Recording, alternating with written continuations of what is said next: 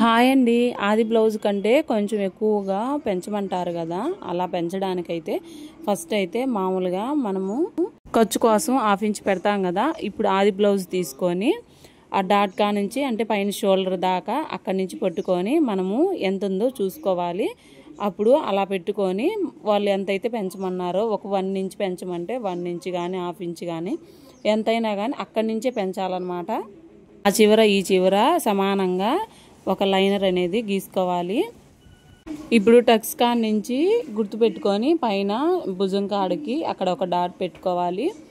తర్వాత ఇప్పుడు ఈ చివర చంక రౌండ్ ఉంటుంది కదా, ఆ చంక రౌండ్ కూడా ఒక డాట్ పెట్టుకోవాలి.